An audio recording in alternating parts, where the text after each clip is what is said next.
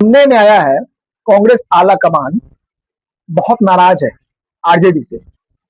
इसके पीछे का कारण ये बताया जा रहा है कि कांग्रेस ने पहले ही बिना मांगे पीके को अपना समर्थन दे दिया था और कांग्रेस ये चाह रही थी कि महागठबंधन के दूसरे दल भी बांकेपुर चुनाव में अपना कैंडिडेट खड़ा ना करे और पीके की राह आसान करे।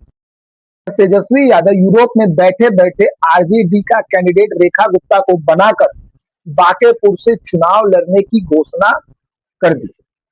और ऐसा करे भी क्यों ना तेजस्वी?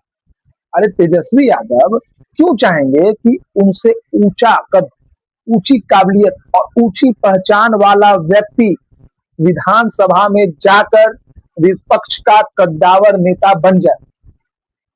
पिछले 6-7 सालों से लालू यादव और तेजस्वी यादव इसी बात की तो लड़ाई लड़ रहे हैं बिहार में कि कोई भी व्यक्ति तेजस्वी यादव के अलावा बिहार का विपक्ष का कद्दावर नेता ना बन जाए।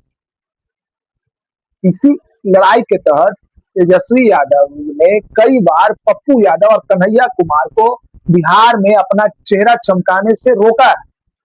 अगर कांग्रेस पीछे के दरवाजे से इनको लाने की प्रयास करती भी है पप्पू यादव और कन्हैया यादव को, तो लालू यादव और तेजस्वी यादव सामने आकर के गठबंधन का धर्म निभाने की सीख कांग्रेस को कई बार दे चुके हैं।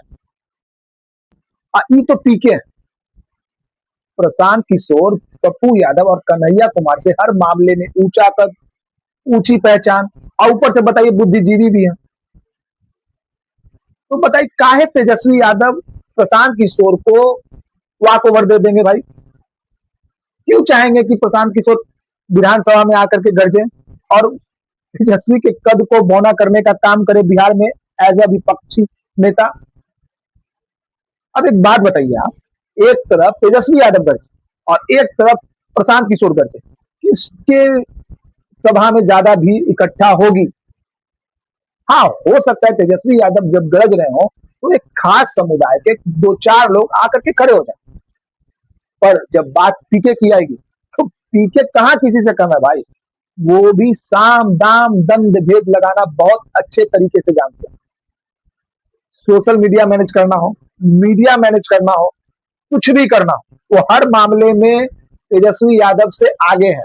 तो और बुद्धिजीवी भी है, तो भीड़ तो प्रशांत किशोर के ही सभा में आएगी, इसमें कहां कोई दो राय है। किससे छिपा है बिहार में भाई और देश में कि 2010 में तेजस्वी यादव के माता पिता की पार्टी को जब बिहार की जनता ने पूरी तरह नकार दिया और उनकी पार्टी बिहार में धरातल पर चली गई थी, तब यही पीके नीतीश कुमार को सलाह देकर महागठबंधन बनवाए और 2015 में महागठबंधन की सरकार बनी बिहार में, जिसमें तेजस्वी यादव बिहार के उप मुख्यमंत्री बन पाए। वो अलग बात है कि राजनीतिक उलटफेर करके उनकी कुर्सी नहीं बच पाती है, वो अपना कार्यकाल पूरा नहीं कर पाते हैं, और बनवाए तो पीके ही थे ना भाई। बिहार की जनता यह बहुत अच्छी तरीके से जानती है कि आरजेडी या खासकर लालू परिवार ये कभी नहीं चाहेगा तेजस्वी यादव के रहते बिहार को एक नया युवराज मिल जाए, वो भी उनके युवराज से ऊंचा कद और ऊंची काबिलियत वाला। पता नहीं सब बात कांग्रेस को काहे नहीं समझ में आता है?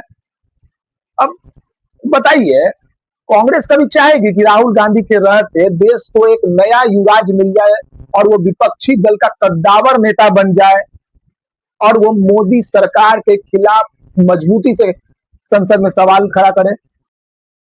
आरजेडी ने अपना कैंडिडेट रेखा गुप्ता को बनाकर बांकेपुर की जनता के सामने खड़ा कर दिया है। पिछले बार आरजेडी को बांकेपुर की जनता ने 29% वोट दिया था, इस बार हाँ, ये अब किसको पता कि तेजस्वी यादव बांकेपुर आकर के चुनाव का प्रचार करेंगे, क्योंकि अभी वो यूरोप में छुट्टी मना रहे हैं और मुझे नहीं लगता कि वो भारत आ भी जाए तो बांकेपुर का चुनाव जोर शोर से लड़कर जीतने का भी प्रयास करेंगे। तेजस्वी यादव का मकसद सिर्फ प्रशांत किशोर की राह में घोड़ा अटकाना था और उन्होंने अटका दिया।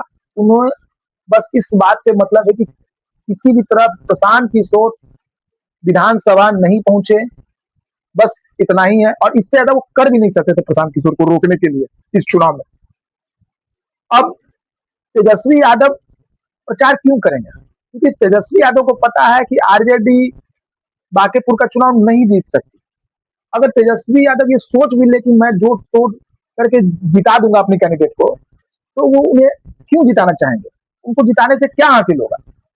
अगर विधायकों की संख्या 25 से 26 हो भी जाए तो वो सीएम थोड़ी ना बनने जा रहे हैं। बांकीपुर की जनता को ये सोचना चाहिए कि आरजेडी एक फ्रिंज एलिमेंट है, इसीलिए बांकीपुर की जनता को अपना मंत्र या तो बीजेपी के कैंडिडेट को दे करके सम्राट चौधरी के कुर्सी को और मजबूत करे, या प्रशांत किशोर को अपना मत देकर बिहार की राजनीति को एक नई दिशा दे।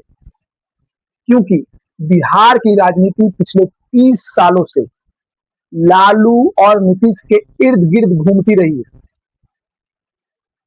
और इसको देखते देखते एक पीढ़ी बुद्धि भी हो गई और एक पीढ़ी जवान भी हो गई। और ये दो कद्दावर नेता भी अब ऑलमोस्ट रिटायर हो चुके राजनीति से। पॉल पीके बांकीपुर बिहार की सबसे समृद्ध और प्रबुद्ध लोगों की विधानसभा है, इसलिए प्रशांत किशोर का बांकीपुर की जनता से अपील है कि बांकीपुर की जनता इस बार अपना मत भय, लोभ और जात पात से ऊपर उठकर दे।